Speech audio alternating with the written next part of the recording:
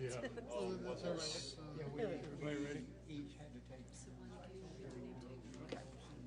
We're going to call to order and have the roll call for the regular meeting agenda of the Planning Commission for August 11, 2016. Thank you. DeVoe, Here. Watson, Hartsfield, Here. Hislop. Here. Penland, Scanlon, Here. Schrader, Here. and Stannard. Here.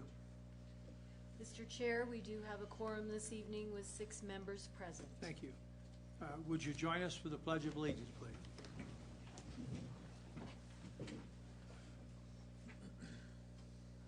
Pledge allegiance to the flag of the United States of America and to the republic for which it stands, one nation, under God, indivisible, with liberty and justice for all.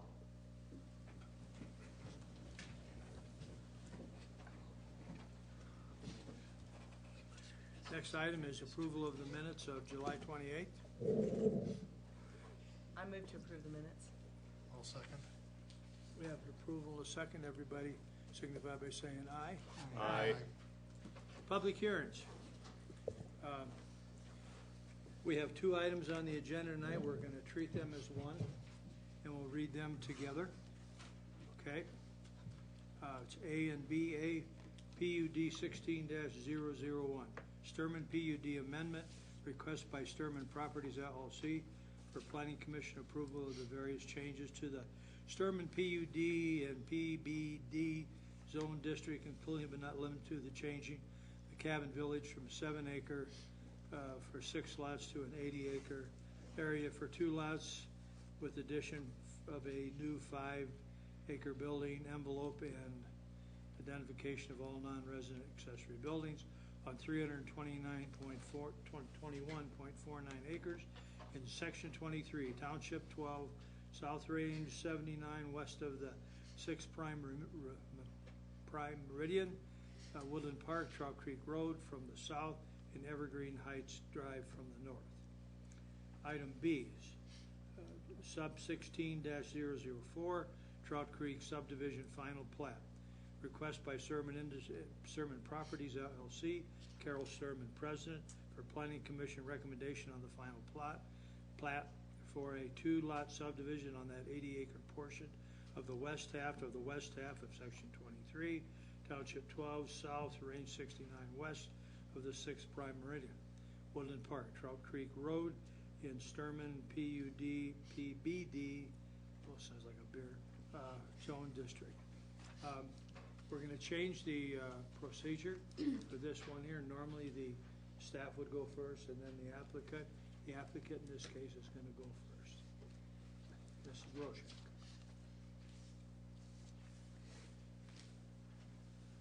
Thank you. My name is Sharon Roshak, 45 Leisure Lane. Am I supposed to do that? Woodland Park, and I represent Sturman Properties LLC. And I have with me tonight the owner of the property, Carol Sturman, and my helper, Bernie Vale. So thank you very much, and thank you for letting me do this. Thank you for Laura and Sally. I have never done this sort of thing before.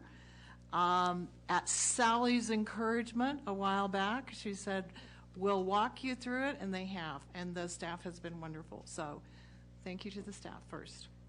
And I'm actually going to describe to you 4 parts of this application. And at the end of each part, I'm going to ask you if you have questions because they're quite different. We're going to be talking briefly about the existing master plan. We'll talk about the conservation easement that has been placed on this land. We'll talk about the amended master plan and the final plat. So rather than, please feel free at the end of each section to kind of ask me whatever questions you want. It's not for the light at heart. So we want to start first, if I can direct your attention to the PUD subdivision location on the PowerPoint, and I'm using part of Laura's PowerPoint as well. And look at the light. The And we lights will need- be we need darkened to move- momentarily. We need to move this so that we can see the screen. Oh, I'm sorry.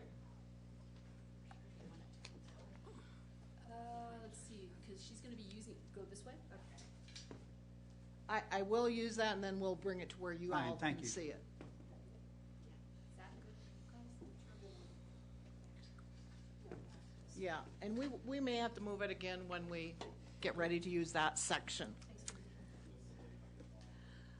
I want to first, this is a topographical, or actually a Google Earth kind of map that Laura did that shows the relative area of the city for the Sturman Industries PUD subdivision and PDB.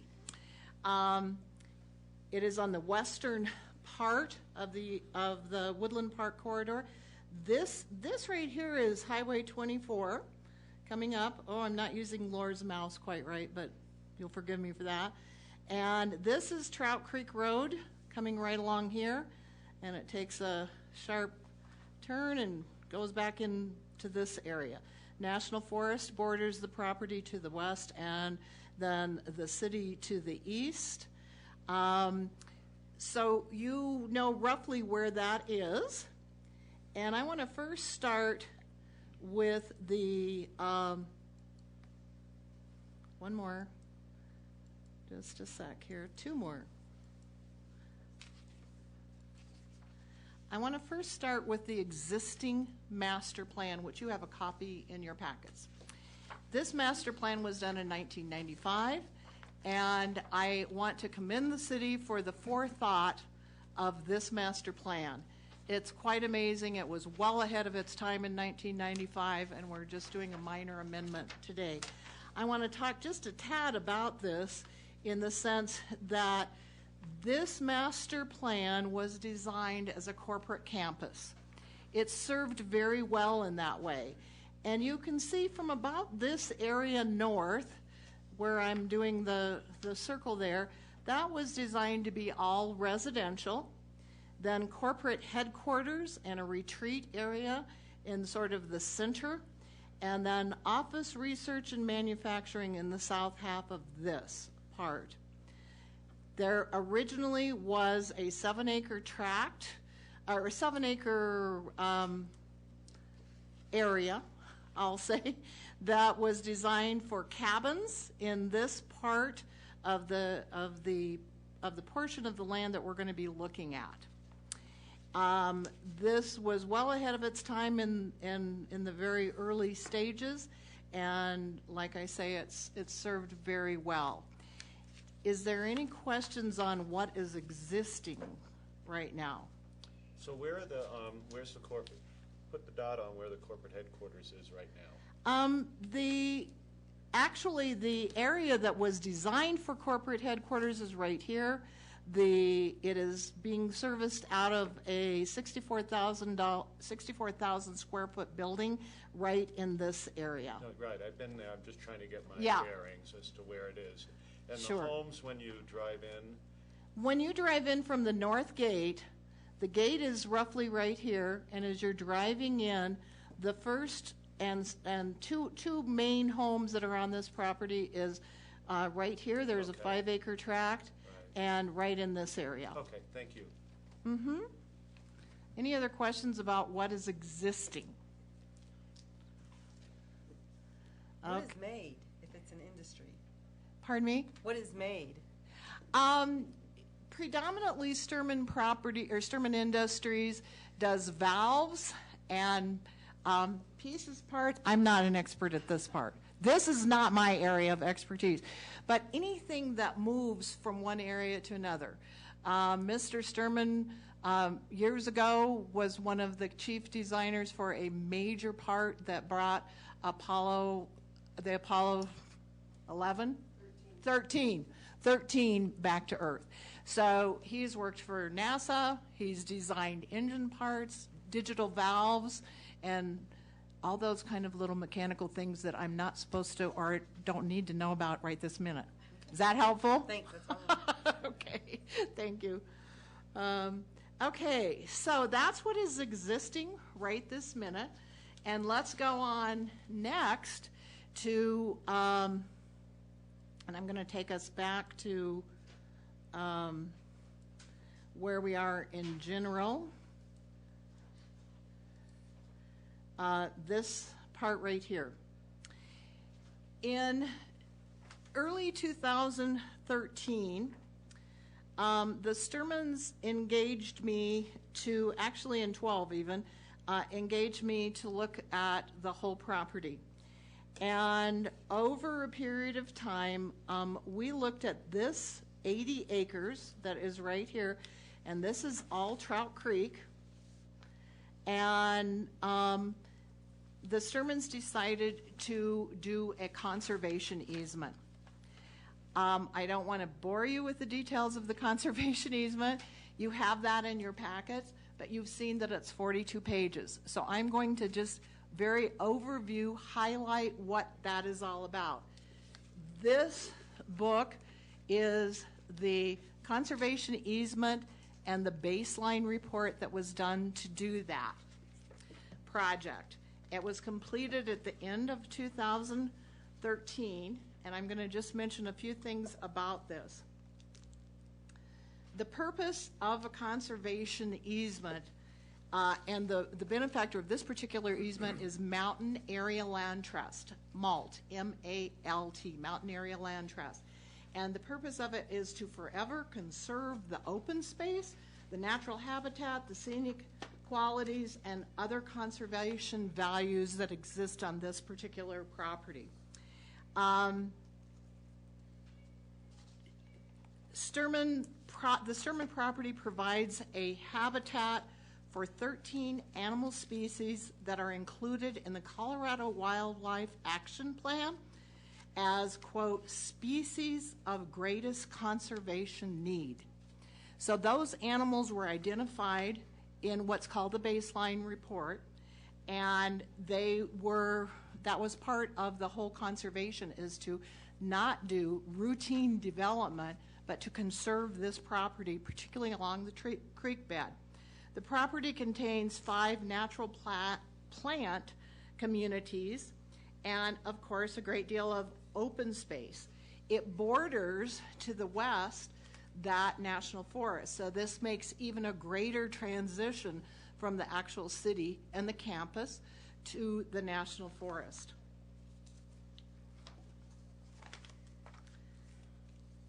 In this report, and you'll see this on page 8 if you happen to go through the 42 pages, it says, the City of Woodland Park's comprehensive plan adopted September of 2010 identified the following principle, quote, this is the city's comprehensive plan, protection of the mountain environment, wildlife, and scenic beauty surrounding our community, end quote. To accomplish this goal, the community wants to minimize the footprint and the impact of new development and natural resources. So MALT, the conservation agency, recognized and worked at the time, reviewed all the city information and said, this is a good partnership. This is identifying what the city wants to accomplish as well as what the Mountain Area Land Trust wants to accomplish. At the point in which this was done, a baseline report of this size, which you do not have, was done. And this actually identifies all of the plants, all of the animals, and has pictures of certain key GPS points that are designed to stay exactly the way that God made them.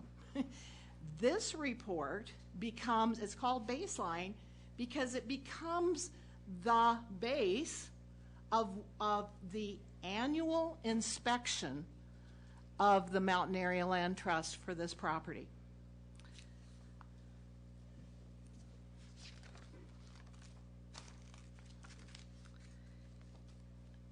The Mountain Area Land Trust, in their deed in agreement with the Sturmans, had some permitted uses. The permitted uses allowed for only 2 lots and each lot containing a 5-acre building envelope. And in each of those 5-acre building envelopes, a owner could build a residence as large as 10,000 square feet, or a primary residence and a secondary residence that total 10,000 square feet. That's a large house. Probably wouldn't happen, but nonetheless, that was allowed in there. It also allows for the construction within that 5-acre envelope of non-residential structures such as barns, sheds, livestock shelters, up to 7,000 square feet within each building envelope. And in addition, you could build or add up to 2 non-residential cabin accessory buildings on one on each parcel, or a total of 2. So the point of the conservation easement is to serve manyfold, but the primary 2 things are to conserve the nature, conserve the wildlife, everything about that, and allow a human being to live among that.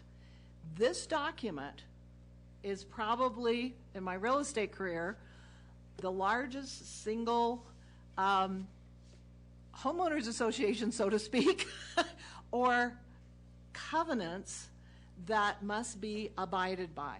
So that is on the property, and that exists.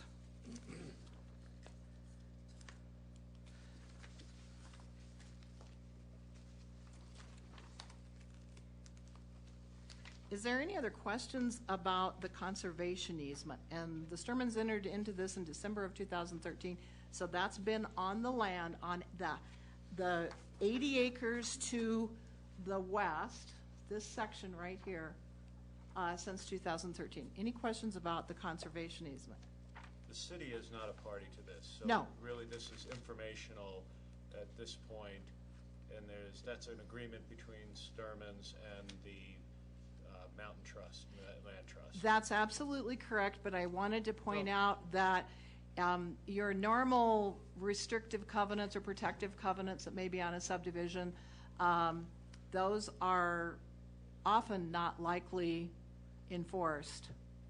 These will be enforced. Well, I understand. I'm familiar with conservation easements. Yeah. Thank you. Absolutely. Yes, ma'am. Pat? I have a question. What, it says like single track trails, existing single track trails may be used, reconstructed.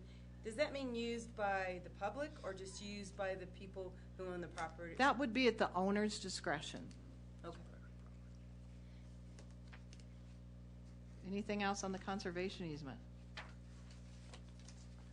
Okay, now let's go on to the amendment that we're proposing today.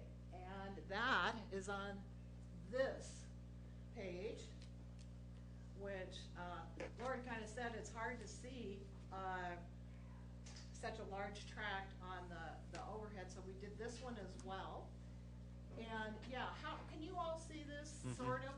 Yep. I mean, since you've seen, okay, then I'll go ahead and use this.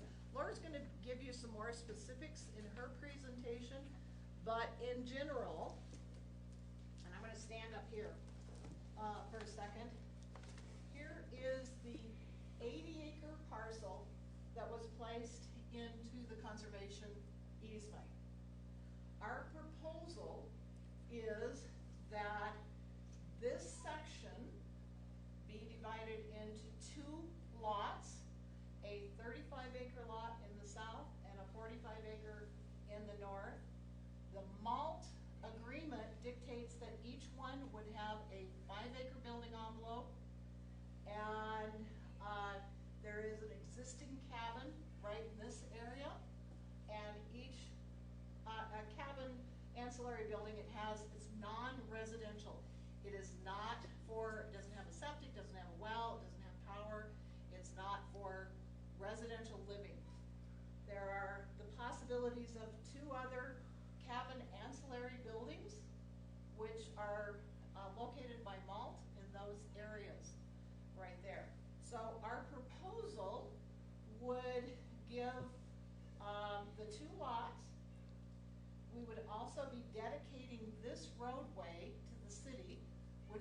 approximately 1 acre, so the total portion is actually 81 acres to include the 1 acre that dedicates the city road. So leaving 80 acres. The stream, as you can see in the blue, is running north to south. That must be preserved at all costs. Laura will give you some more data on specific things, but on the first one, and the one in your packet, this road right here comes through to down into Trout Creek. So we have said, no, we're not connecting these these parcels. We are basically separating this parcel off, so the only access would be through here. And the main portion of the campus is left use-wise exactly the way it has been. There's been a couple of amendments along the way to this, but they're very minor. They added a 5-acre tract right there, and they added some horse facilities that are miscellaneous locations. But this is exactly, pretty much, what you all, not you, the city council and the planning approved as the master plan. So the only section we're doing significant change to is this 80 acres. Everything else, this remains industrial manufacturing, this remains residential. Any questions about that in general? I seem to have the questions tonight. Just to enlarge the map a little bit again for my orientation, to the west of the 80 acres is Pike National Forest, so right where your hand is. Yes. And then further west from there, or is it all forest? It goes forest for a very long ways. Okay, that's fine. And where's the Bible College? The Bible College is down here. Okay, thank you. Yeah. Yeah. So is there any buffer between the proposed development spaces and the creek? Is there any setback distance where you? Yes. The building envelopes are not designed to interfere with the floodplain and the stream bed. Absolutely. And so if the access road is not to be used, what, you'd be cutting a new road into these parcels? No. Laura will deal with that, or let me deal with that on the final plat. I'll show you exactly. Okay, would that be all right, Steve? All right. Okay. Other questions? No, public comment, sorry that there is a public comment portion of the hearing, at which point you can come up and make presentations and ask questions.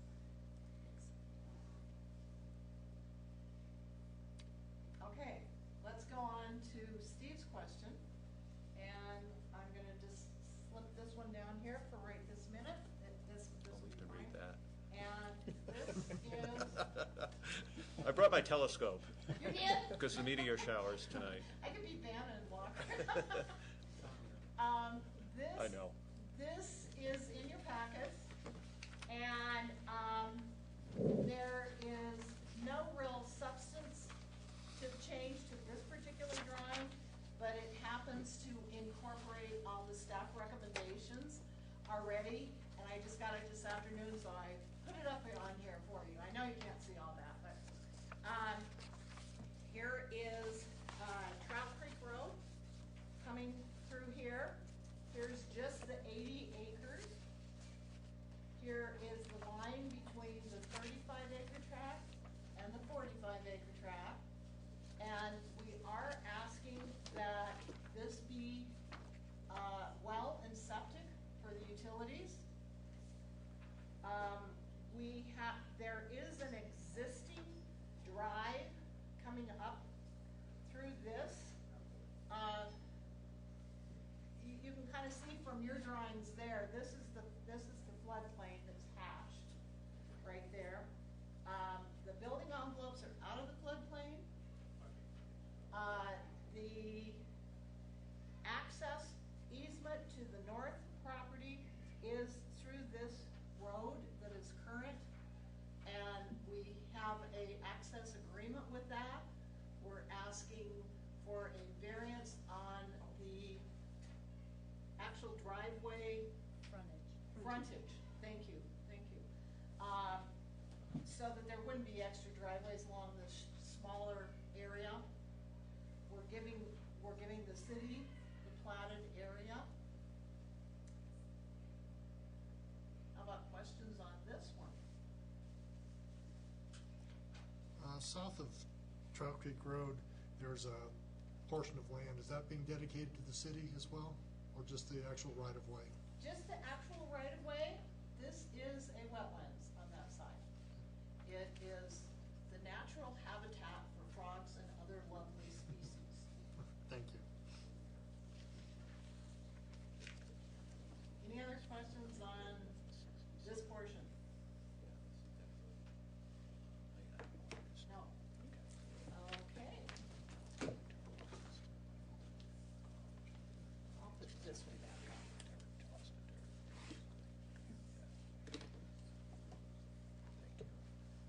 Does that conclude This your concludes portion of the show? my portion. I will say that the staff has done an excellent job of keeping me up to speed on every possible detail that you can imagine. You're well protected by them. You did a very good job, Cheryl. We know.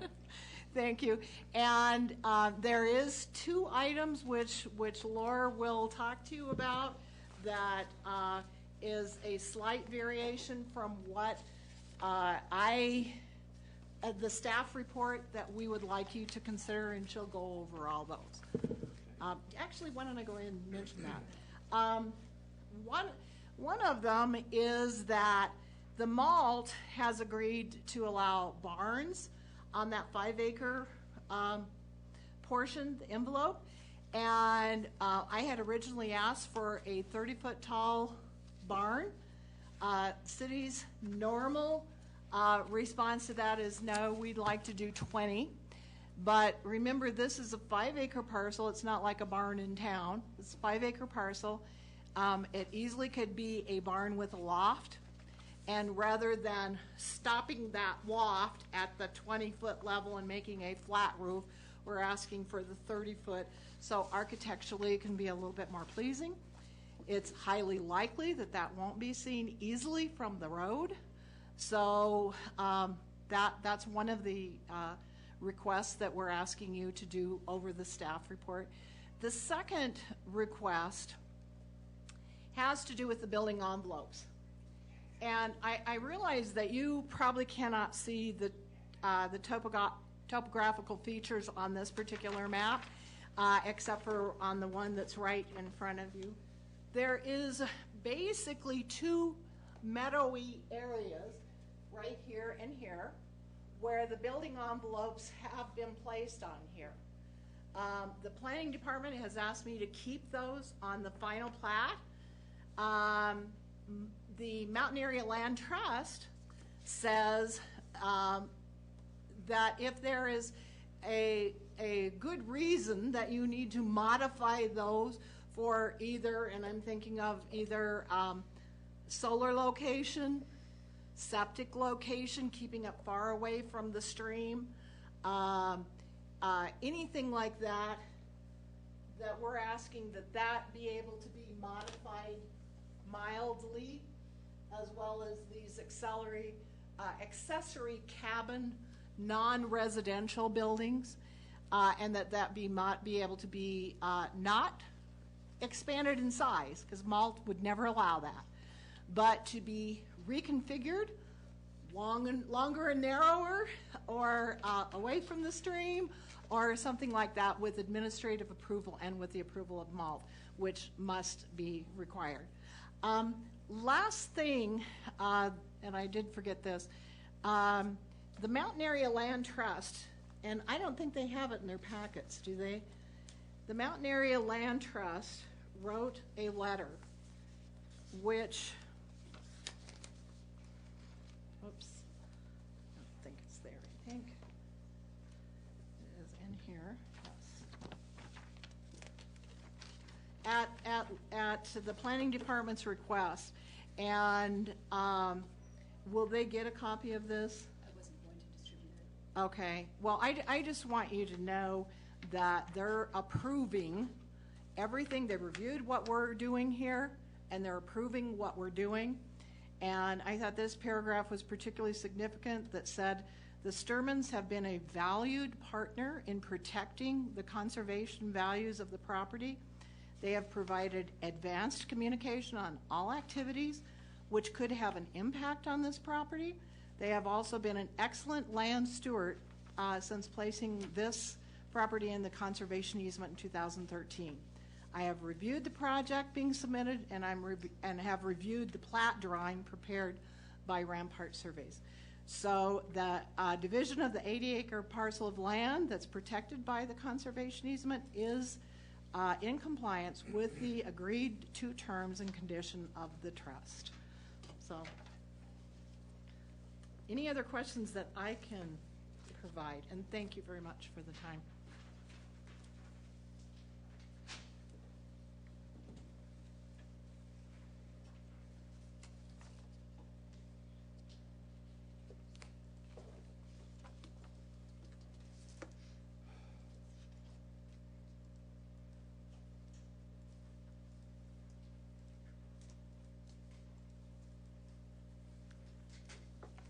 Good evening, Mr. Chairman, members of the Planning Commission. I'm going to speak even though I haven't been invited up to the podium yet, so. You're always invited. My name is Laura Pellegrino. I'm the city planner. First of all, I'd like to thank Sharon for this experiment where the applicant goes first. I think she did an excellent job presenting her proposal, and it saves me a lot of work having to present her ideas. I'd also like to thank Carol Sturman for the conservation easement. The conservation easement is a wonderful idea, and we would hope that many more landowners within the city would consider conservation easements for the preservation in perpetuity of sensitive and precious lands. The city would love to have bought this 80-acre parcel and would have loved to have a hiking trail along Trout Creek. I think funding is a bit of an issue as far as the city is concerned.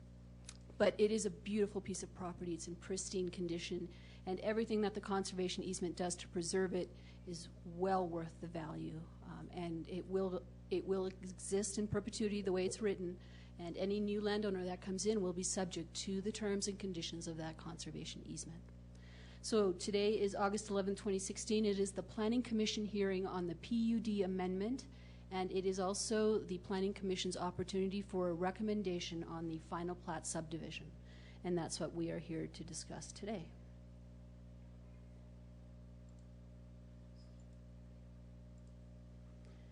So the first request is the purpose of the application for a PUD-PBD amendment is to modify the current Sturman PUD master plan that was first implemented in 1995 to facilitate the subdivision and development of an 80-acre tract of land into two lots.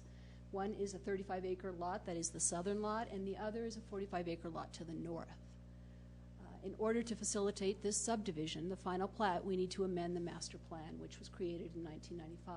Section 1830-140 of the Municipal Code states that plan changes in general character or land use are required to be reviewed by the Planning Commission and approved by the Planning Commission. So tonight, the decision that this Planning Commission makes on the PUD amendment is the final decision. The Planning Commission is the deciding authority on the PUD amendment.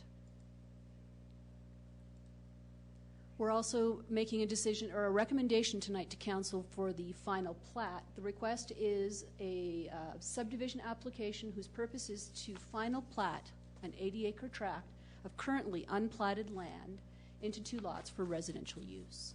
And again, section 1724-40 through 60 dictates that the plat is to be presented to the Planning Commission for review and recommendation to City Council. And that's what we are doing tonight. So, oops, did I go the wrong way?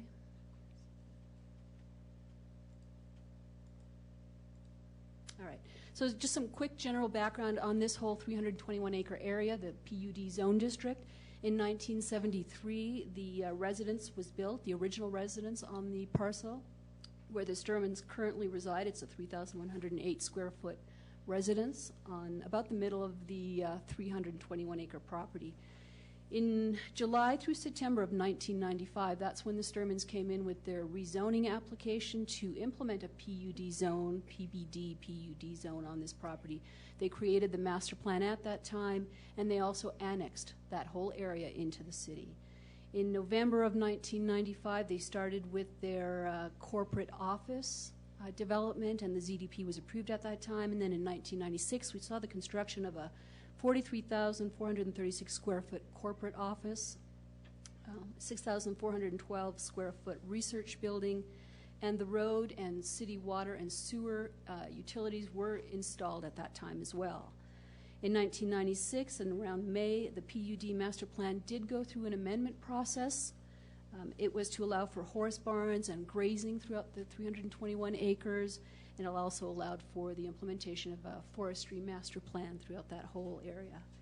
In March of 1997, a 4.9 acre tract of land called the Armstrong subdivision, that was the area that was toward the east that Sharon had highlighted, that was created as a subdivision, and it currently houses a 3,580 square foot house that is currently occupied at this time. And that was approved through it was allowed by the PUD master plan. And then in 1998, we saw the construction of a 3,456 square foot light commercial utility building. So again, the general location, it is in the western edge of the city. What's outlined in green, which is very difficult to see on the overhead, is the Pike National Forest. Teller County to the north, outside of the Pike National Forest, city property within city jurisdiction to the east, and there's little inholdings of Teller County pieces, tracts of land, lots, parcels along Trout Creek Road, but for the most part it is Caras to the south and city jurisdiction to the north of Trout Creek Road. Trout Creek Road, again, is this piece coming up through here, as Sharon said, and coming south. The entire portion from Highway 24 to the western edge of this proposed development, which happens to be the city boundary, is within the jurisdiction of the City of Woodland Park. Here is a kind of a zoomed in area. Everything in yellow is the PUD boundary. It's the approximately 321 acres, and again, this westernmost highlighted yellow boundary is the 80-acre tract that we're interested in primarily. Again, Pike National Forest to the west, Majestic Park, 35-acre tracts outside of the forest to the north, Evergreen Heights, Meadowood Park to the northeast, City of Woodland Park vacant lands to the immediate east, and then some tracts of lots to the south and Caras as you go further south. So that gives you kind of a lay of the land. This is an interesting photo. I wanted to kind of capture the aerial topography, the steepness of a lot of this land, and the fact that Trout Creek bisects this 80-acre parcel through it, creating that pristine and precious land that the conservation easement is protecting. It shows you, again, those meadows that Sharon was talking about, where the building envelopes are the most feasible location. They're still steep, but they're viable and they're feasible, and they have enough of a building envelope that a structure, in this case 2 structures, is what they would be allowed to have, and more if they have their accessory buildings.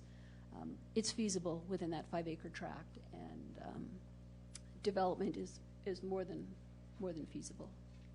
So here is, again, from Google Earth, showing a street view coming up Trout Creek Road to the access point to that 80-acre tract right here. And then this is looking into the lot from Trout Creek Road, from that driveway access, right into the lot. And again, it gives you an idea of some of the vegetation that's out there, some of the topography. You can't see the creek, which is, again, going to be to the right, but it's down there. It's beautiful, beautiful country. So what this slide does is it shows you very generally and approximately, it's certainly not surveyed, I was just using a mouse to draw the building envelopes within each lot. So this is lot 1, which is bordering on Trout Creek Road right here to the south. It shows a 5-acre building envelope that is on the plat and is an encumbrance for future landowners so that they know that they can only build in this building envelope. This is a 35-acre lot to the south, and then here is the northern lot with the 5-acre building envelope here. Again, showing you some of the topography that any future landowners and contractors will have to deal with in building. As Sharon said, they're asking for some flexibility within the final plat to allow for reconfiguration of these 5-acre building envelopes. Staff does not object to that recommended change in the motion for the final plat, and a note is proposed by the applicant to add to the notes in the plat, and I will read that change when we get to the recommendation. So, this is the current 1995 PUD master plan. The boundary is not changing in terms of the 321-acre perimeter. Even with the changes that we're making here and with the subdivision, these boundaries don't change. This is still all master planned. Anything that happens in the future will be subject to this master plan. And again, as Sharon said, the master plan was a multi-use, residential, commercial, industrial type of a development. And I'm not going to spend too much time on that. Suffice it to say that the primary changes relate to that 80-acre parcel to the west. This, which is totally unreadable on the slide above, just highlights in red some of the changes that were made. So, for instance, this is a zoomed-in portion of that 80-acre tract. And you can see that everything that's highlighted in red on this portion are things that are coming out. So, for instance, there's a reference to the Trout Creek Wilderness Preserve that is going to be taken out. There's a fishing camp that was proposed. There's a hiking trail along Trout Creek that was proposed here. There's the seven-acre cabin village that was proposed in this building envelope. And that building envelope does not change with this master plan. That one is going to remain. Then the trailhead parking and the signage for the what was going to be the trailhead. Those things are all taken out, so they're not reflected in the 2016 plan, which is what we're seeing on this side. What we're seeing on this side in the 2016 plan are things that we added in. For instance, we added the malt conservation easement boundary so that we know where that boundary is. We added in those cabins that Sharon was talking about. One is an existing cabin right here, and this is a proposed cabin. That's allowed through the malt conservation easement. And again, these cabins are going to be identified on the plat, so it's very clear where these cabins would go. We added the Lot 2 building envelope. That's an entirely new 5-acre building envelope. And we removed that 7-acre cabin village and replaced it with Lot 1, which is the existing building envelope, which we saw here. So that's not going to change. That just stays the same. We added utility and driveway easement for the road coming up to access both the lots. And we also added, again, the conservation easement boundary here. So that's just a kind of a comparison, sort of clouding up what is changing for you so that you can see the differences between the 1995 master plan and the 2016 plan. And I know that the plan was difficult to read, and I apologize, and I hope that helps a little bit. Some of the other changes related to the northeast corner of the PUD, for instance, the, let's go back here. The residential village that encompasses 30 acres in the northeast corner is changing from 54 single-family lots to 60. 60 was the original number of lots that were permitted throughout the PUD area anyway. Here is that proposed 5-acre home site. We're changing that note to show the existing Armstrong subdivision. So we did a lot of clarifications. So here's where we changed it from 54 to 60. Here's where that trail that was along Trout Creek is being moved now to be along Sturman Parkway. So we are still preserving a trail. The caveat is that that trail will be public upon the public dedication of this road. Right now, it is a private road. It's gated, and access is limited to only those people within the commercial area and that reside up there.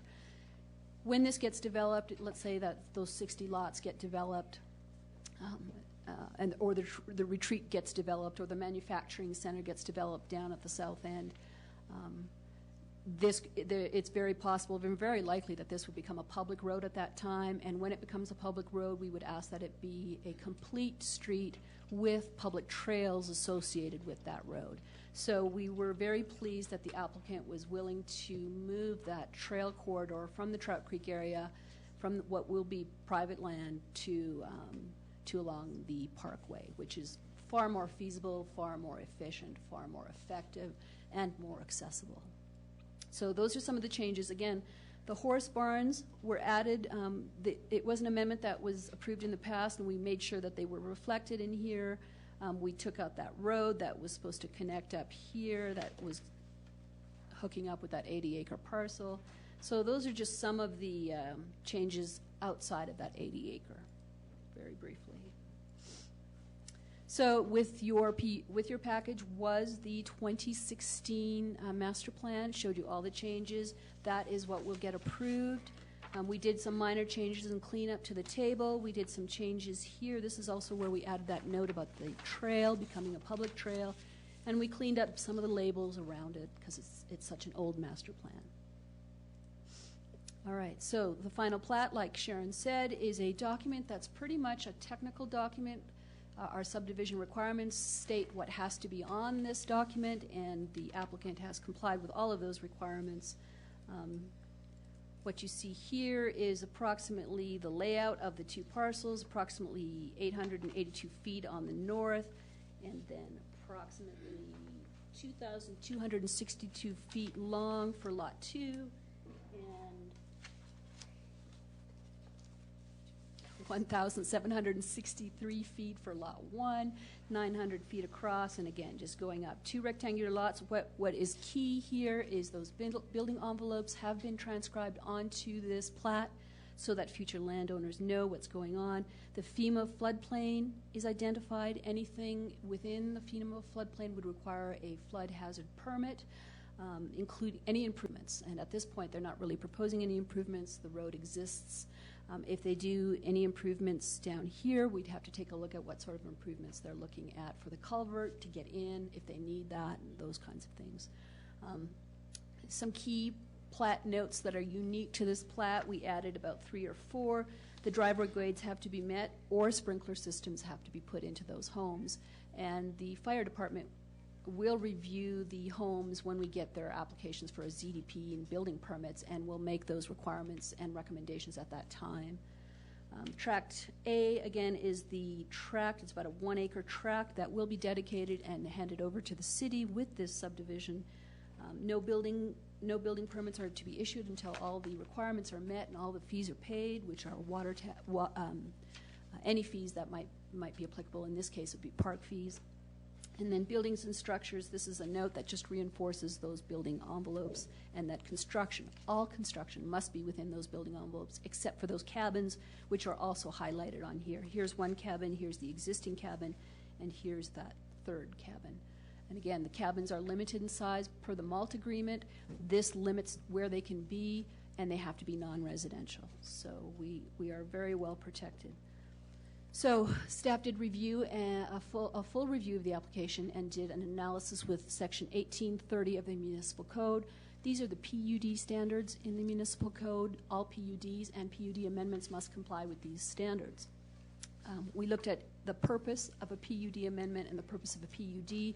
This amendment fits in with the purpose of a PUD in terms of the preservation of lands, environmental significant and sensitive lands. And everything that they're proposing with respect to their subdivision, including the building envelopes, work towards the purpose of what a PUD is created for, which is maximum flexibility in terms of usage. The applicant, Sharon, sort of mentioned this. Part of the PUD process allows for the modification of subdivision requirements. There are 4 modifications that the applicant would like with this, and staff does not object to any of these. The subdivision requirements state that any subdivision must connect to water and sewer. In this case, the applicant is proposing wells. 1 well on each lot will serve both homes that are proposed to be built. And staff is fine with that, no objections. We did send out a referral to the Colorado Department of Water Resources, to the state engineer, and they have no objection with that either. I also have in the audience with us tonight Kip Wiley, who is our Utilities Director. If you have any questions on the wells, because this is a fairly unique situation. We don't typically allow subdivisions or homes to be built on wells. If you have any questions on the wells, Kip is here and available to answer those questions. The applicant is also in the process of clarifying through the state some permits that have been issued wrongfully in this area. They were actually built in different areas, so they're cleaning up all of the well permits that the state has looked at.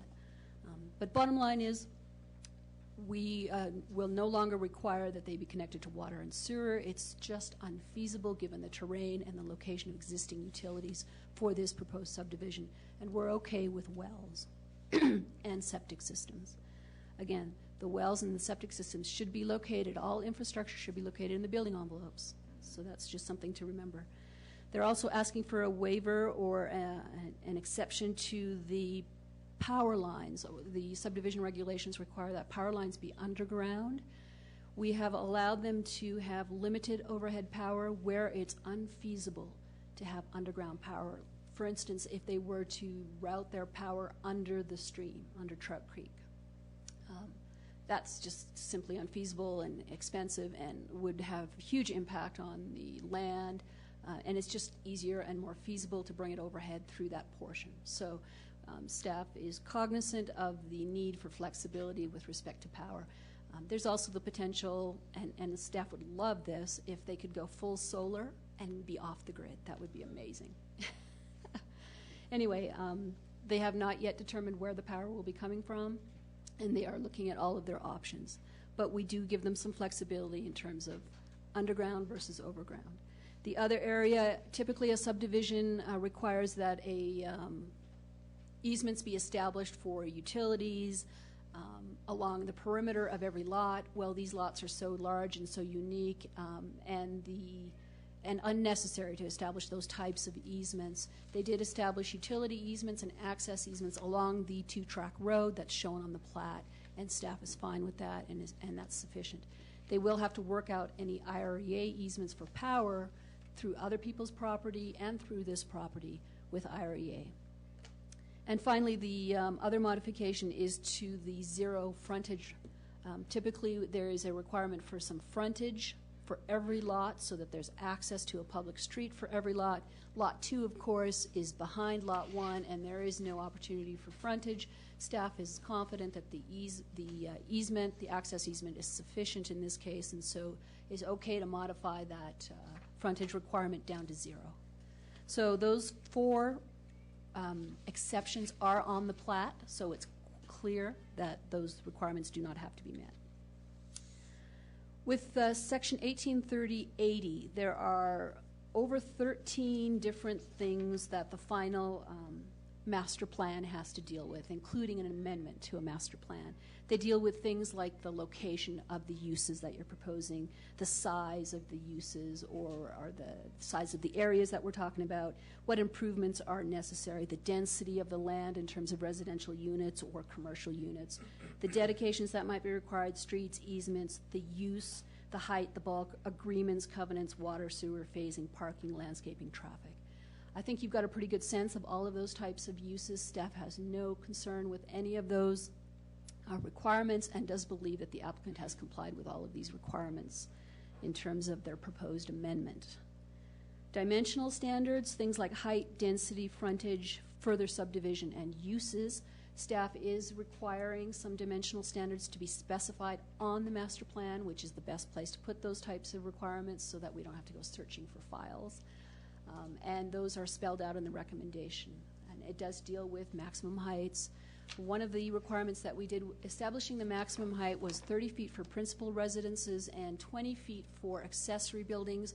That was using the suburban residential zone district as our guide.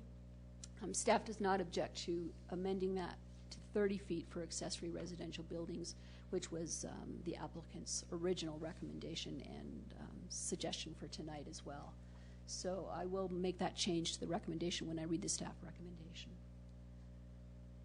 All right, so the standards also deal with making sure that there's enough parking on the site. There's more than adequate parking for the residences that are proposed on the site. And landscaping, there's no landscaping proposed. The applicant proposes that most of the property will remain as open space and that indigenous vegetation will be maintained to the extent possible.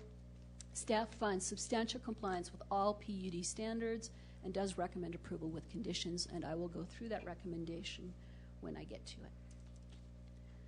Staff also did a compliance review and analysis for the CUP standards. The CUP standards were reviewed because all uses within the PUD are permitted conditionally, and we go through the PUD process or the CUP process to look at those types of impacts. So again, the need for this type of a PUD amendment, there is a potential purchaser who is available, ready, and willing to buy this land with some of these changes. So there is a definite need to be able to fix and amend the master plan to suit those needs. The public health, safety, and welfare, there are no impacts to any public health, safety, and welfare. The property values, staff believes, will increase with this development. It's a high-quality development and, quite frankly, will be not even visible for the most part from the road. Nobody will even know it's there. It harmonizes with the neighborhood, with the area, with the forest, with Teller County, with the city. It harmonizes with everybody. It complies with the city plans, policies, goals, and objectives. And it complies with the city regulations. They will be required to get a building permit when they're ready for a building permit. They will be required to get a zoning permit to ensure it complies with all the zoning requirements. And fire code, all of those things will all be checked at building permit stage. Traffic, there will be a reduced amount of traffic based on the reduction from a 7-acre, 6-lot residential cabin village that was originally proposed down to a 2-lot, 4-unit. With each unit proposing or typically producing 10 average vehicle trips, so there will be a reduction in traffic. It's very minimal traffic impact anyway. Drainage, all on-site drainage must be retained per historical rates. A couple of residences are going up on each lot. That drainage will be looked at quite closely when they submit their building permit application and their zoning development permit. Again, water and sewer were looked at. It's unfeasible to connect to city water and sewer at this time, and the applicant's proposing well and septic on each lot, which is not a problem. There are no hazards. The FEMA floodplain, the building envelopes are outside primarily, and any work within the floodplain will require a flood hazard permit, which will address any issue related to the floodplain. And architectural design standards, again, we really don't have any in this area, not an impact. Staff does find substantial compliance with all standards for the CUP conditional permitted uses and does recommend approval with conditions. Staff also reviewed the final plat requirements with respect to their 2-lot subdivision, and for instance, section 1740 deals with the design standards for a plat, deals with things like the purpose of the plat, how the site has been considered, how the street frontage requirements have been met or not, how the easements have been depicted, stormwater drainage, lot arrangement, dimensions, coverage. We've seen what the plat looks like. Staff has no concerns with any of these items and does recommend that it does comply. Dedications, again, as we've mentioned before, the right-of-way dedication for Trout Creek Road is greatly appreciated by the city at this time. With any plat, it would be required. And it is clearly and not confusing in its depiction on the plat. Park capital fees will be required in the amount of $3,340 prior to recording the plat, and that is not a concern for the applicant. Improvements, things like monuments, culverts, fencing, water, sewer, drainage, power, TV, those will all be addressed as part of the construction. Monuments have been depicted on the plat per the surveyor's requirements.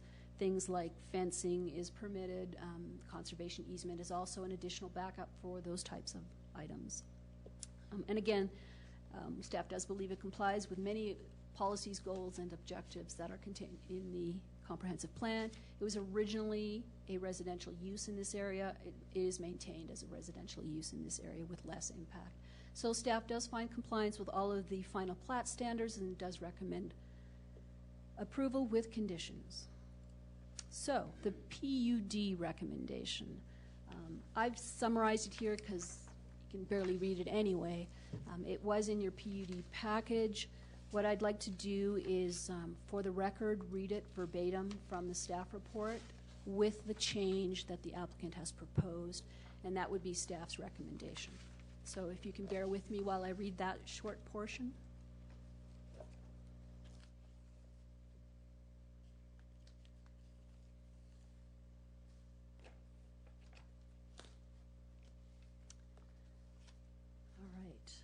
So, staff does approve the amendment to the Sturman PUD PBD master plan as submitted based on the findings in the staff report and evidence provided during the public hearing, subject to the following conditions.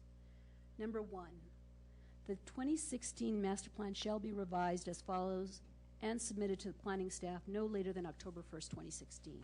A, add a signature line for the property owner and have it executed. B, add 7 acres, or AC, abbreviation, after existing on the notation for Lot 1. C, add the following statement. All activities and uses shall be authorized and be operated to meet the performance standards set forth in Chapter 1833, Use Regulations, Performance Standards of the City of, it should say Woodland Park, Zoning Regulations in the Woodland Park Municipal Code. D, outline the entire PUD area in a solid, thick, bold, black line. And E, add the following statement on this master plan. Dimensional standards within the MALT Conservation Easement Area 1, 30 feet maximum height for principal buildings and accessory buildings. So I just took out that clause that said, and 20 feet for. 2, 0 yard setbacks. However, all buildings and structures shall be constructed only within established building envelopes except non-habitable accessory structures, which may be constructed or reconstructed in those approximate locations specified on the PUD master plan. 3, maximum density is 0.06 dwelling units per acre. 4, no further subdivision creating additional lots shall be permitted unless connected to city sewer and water services. 5, frontage requirements for Lot 2 shall be 0. 6, parking requirements shall be as prescribed in Chapter 1839 of the Municipal Code. 7, fencing may be constructed along the perimeter of each lot and along the perimeter of each building envelope, but must be wildlife friendly and comply with Chapter 1842 of the Municipal Code. 8, uses permitted conditionally are limited to 1, residential single-family dwelling units in those buildings and structures accessory to residential uses. 2, home occupations subject to 1833-150 of the Municipal Code. 3, bed and breakfast establishments subject to 1833-161. And 4, vacation rentals for families or groups of not more than 5 persons not related by blood, marriage, or adoption. 9, power service to from this area and all residences shall be underground except portions may be overhead when environmental impacts are too great and to conserve physical or topographic features of importance and significance, i.e. floodplain. And 10, there shall be no time limit to begin construction and no expiration date. Condition number 2. The following subdivision requirements are hereby modified, finding that the specification is not required in the interest of the PUD and that modifications are not inconsistent with the interests of the city. 1, frontage. Frontage requirements are reduced to 0 for Lot 2 and access may be provided via an access easement established through Lot 1. 2, underground power. Power service to from this area and all residences shall be underground except portions may be overhead when environmental impacts would be too great and to conserve physical or topographic features of importance and significance, i.e. floodplain. 3, utility easements. Typical perimeter easements around each lot are not required. The applicant shall work with IREA to develop necessary easements for the provision of power. 4, water supply and sewage collection. The city hereby agrees to wells for water service and septic systems for sewage disposal. Connection to city service is not required. So there are 2 conditions with the PUD. One of them is changes to the master plan. The other one is just conditions related to the exemptions. So the next recommendation is for the subdivision application. And again, I'm going to read this for the record, and I'll try to go fast. Staff does recommend approval of the Trout Creek subdivision for a 2-lot residential subdivision for that 80-acre portion of Section 23, subject to the following conditions. 1, upon approval and prior to recording, a park capital fee of $3,340 shall be paid to the city. 2, no further subdivision which creates additional lots shall be permitted without connection to city water and sewer services. 3, amend the final plat to A, add a note. The number of wells that may be drilled within the subdivision is limited to 1 well per lot, and each well shall service no more than 2 dwelling units. Any existing wells within the subdivision shall be abandoned and capped, and all well locations shall be properly documented with the state. B, add a note. All septic systems shall be located as far away as possible from the floodplain boundary. C, delete the request for variance section in its entirety and replace with variances and exceptions. Pursuant to Section 1752 of the Municipal Code, and the following variances are hereby granted for this subdivision. 1, 1744-30 is varied to remove the requirement to connect to city water and sewer services. 2, 1744-40 is varied to allow for overhead power for those portions where environmental impacts would be too great and to conserve physical or topographic features of importance and significance, i.e. floodplain. 3, 1740-170 is varied to remove the requirement for perimeter easements along the lot boundaries. And 4, 1740-60 is varied to reduce the frontage for Lot 2 to 0, with access to be provided by a 20-foot wide ingress-egress easement through Lot 1. And the applicant has also recommended adding a note to this final plat, which would be a note that would be added to this recommendation. And I would like to get you the wording on that. And staff does not object to this amendment and this note being added to the plat. So let me just grab that. So the new note would say, neither the 5-acre building envelopes nor the future non-residential cabin accessory building sites on the lots shall increase in size, but may be relocated or reconfigured by the City of Woodland Park's administrative approval and by approval of the Mountain Area Land Trust. Again, staff does not object to that addition to staff's recommendation.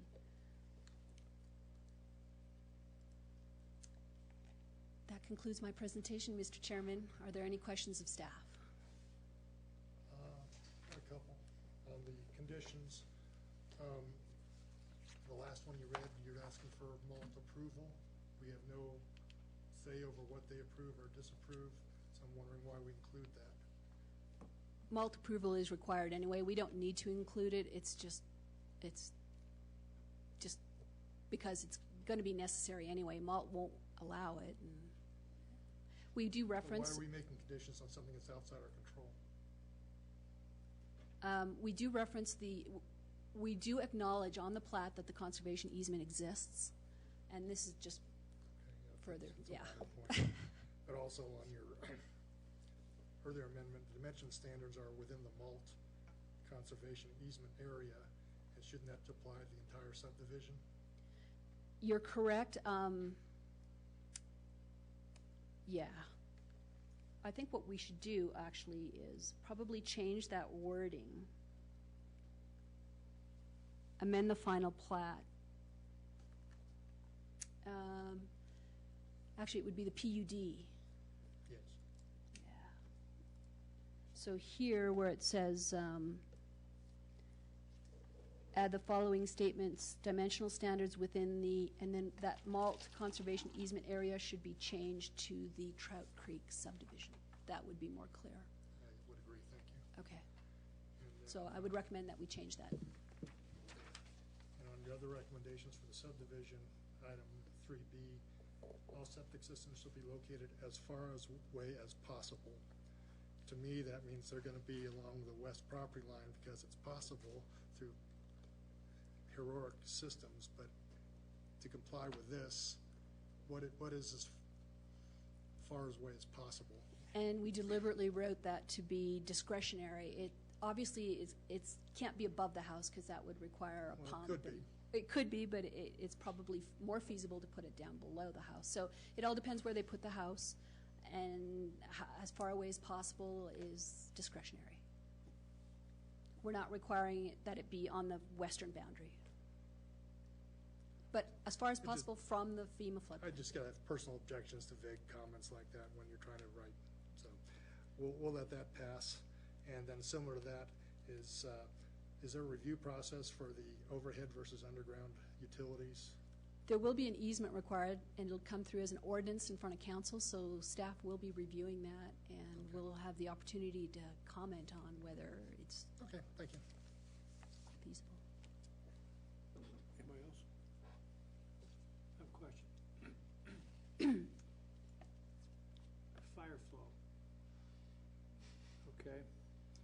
One of the things that you had said was that the city, the train just doesn't not permit the city to water sewers and all that kind of stuff.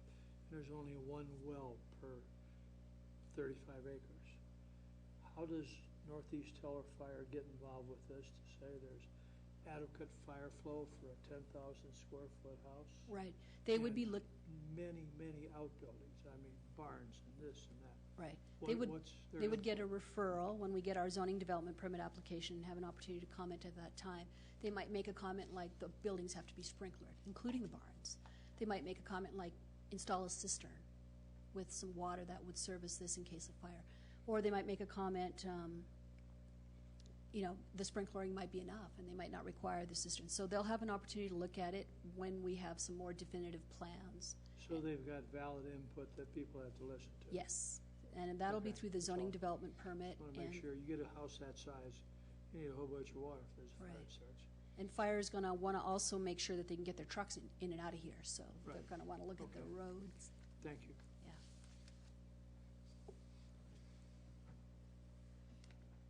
Any other discussion?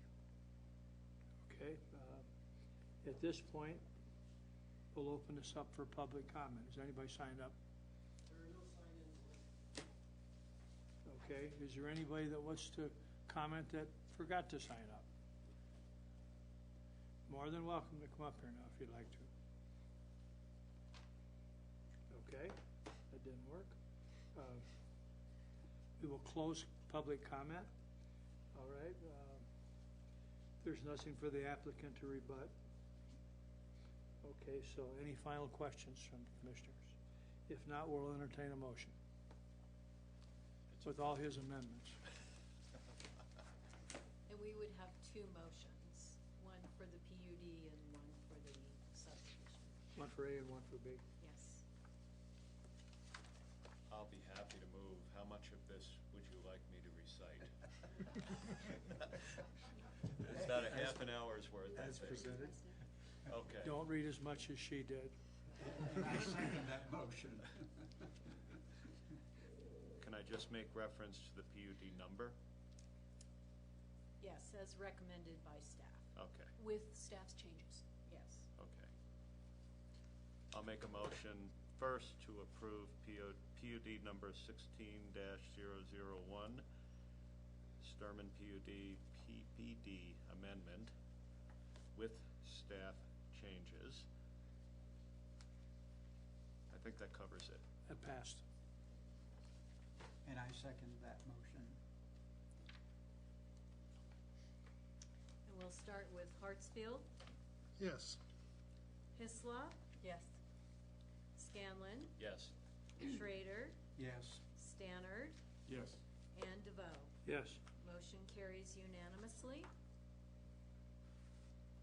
I'll make a motion on item B, sub 16-004 Trout Creek subdivision final plat is recommended by staff, and whatever and amendments were your amendments on that section. I think I had some on both, so. Okay, along with Mr. Hartsfield's amendments. Mr. Hatfield's amendments would be related to the PUD, as recommended by staff, because staff agreed to those, right? Yes. Okay. We need a second. Second. We have a second. Thank you. Hislop, Yes. Scanlon, Yes. Schrader, Yes. Stannard, Yes. DeVoe, Yes. and Hartsfield. Yes. Thank you. Motion carries unanimously, and the subdivision will move forward to City Council's docket on September 1st. Good luck with your project. Thank you. Good luck.